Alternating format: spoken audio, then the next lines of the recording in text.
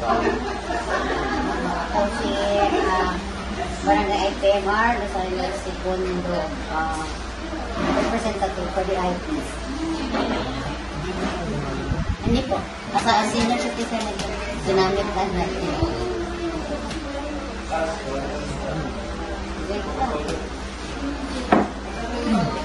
The first person to modify the issue or concern being assessed by the initiative of the community. Specific tayo dahil IT ang hawak ko doon sa IT concerns. No? Concerns dati, yung IT, hindi sila masyadong nakaparticipate sa mga activities, mga meron sa barangay. Kasi mga tinap sila dahil doon lalo na IPs, laging bilog-bilog. Aware ba kayo doon sa bullying? No? Pag sinabi na, hindi natin yung isang diba? Yes, form ng bullying. Kaya parang, alam sila magsabi, hindi sila sinasabi. The second question is, what was done to address the issue of concern? Bali, ang ginawa ko, nung naging IPMR na ako ng barangay, dahan-dahan ko silang pinapasabi all the activities in the barangay, lalong-lalo na sa youth sector. Kasi matatakot ko sila kasi nga nahuli na sila kasi ginawa ko, kumuha ako ng isang group of youths na kasali sila lahat, IP, Muslims, and Christians. Kumbaga, para hindi na sila mabudi na kailangan nilang sasali sa activities, tulad ng Latin at Pride, nandun sila, kasama sila lahat. Para iwas bullying, and then sasabihin nila minsan sa ibang sektor na bawal na mag-bullying sa ibang kasi meron ang mataas. Ano magiging minsan kami lalo na yung mga kaya-kaya, di ba? Tayo na yes, no? Pero ngayon, mayaman ka man o pobre dito sa kot na may RH11, mag-unite na yung sa next!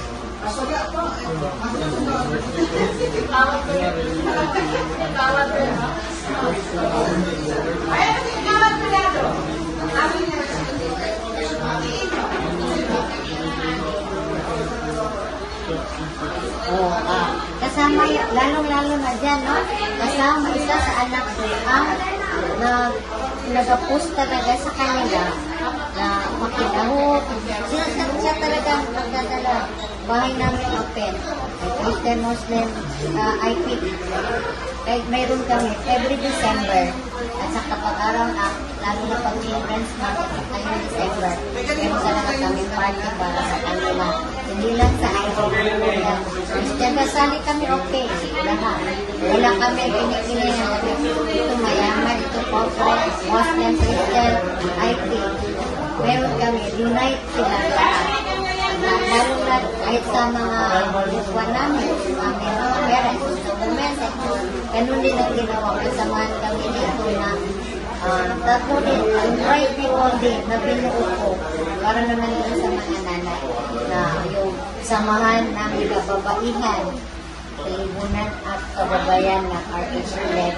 Yun yung mga titles na may kalibunan is tawag sa IP na babae and babae word the most.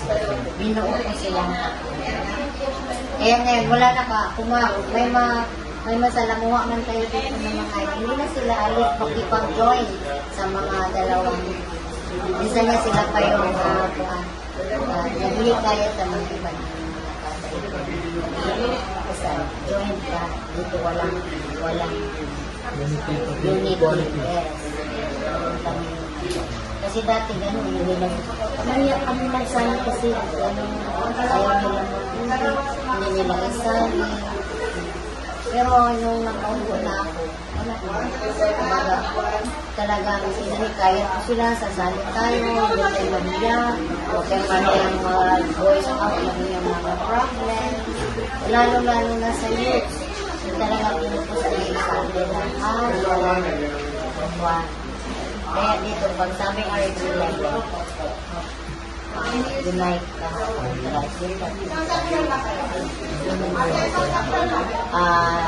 I feel the Muslims and the yung acceptance yung Christian majority ang hindi rin siya kasi sa ang IPs naman ito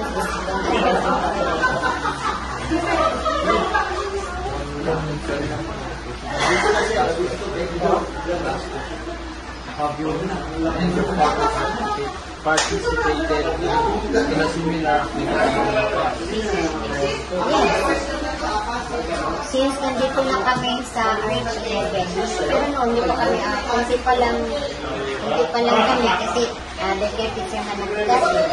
Kumaga, sa grassroots din talaga yung kumaga, natututukan ko ang grassroots.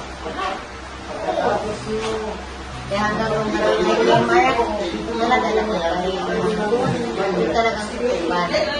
Sa grassroots talaga. Kasi kung hindi mo sila tinututupan mo, malalang behind sila. Okay,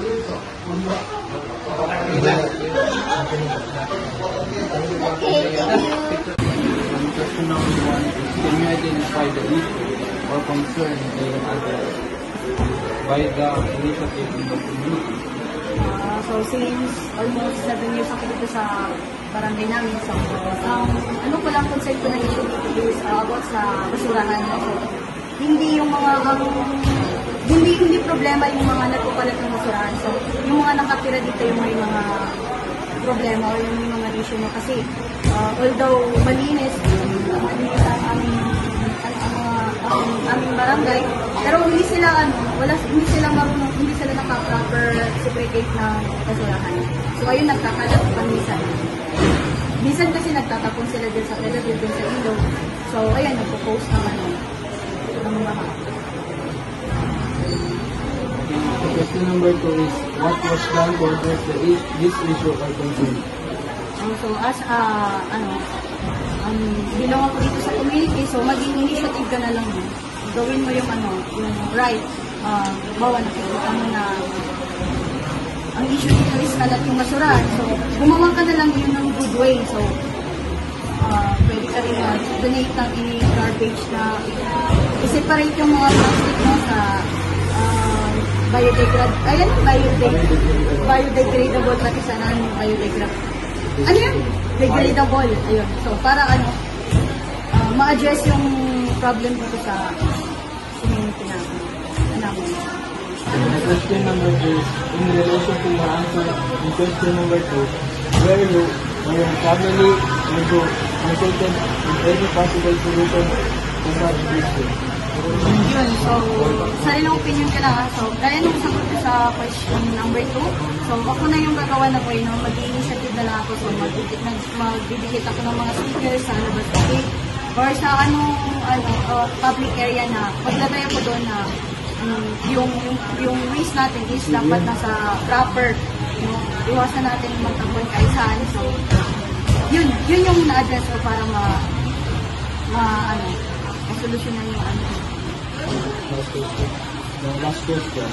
Have you or your family participated in similar activity in the past?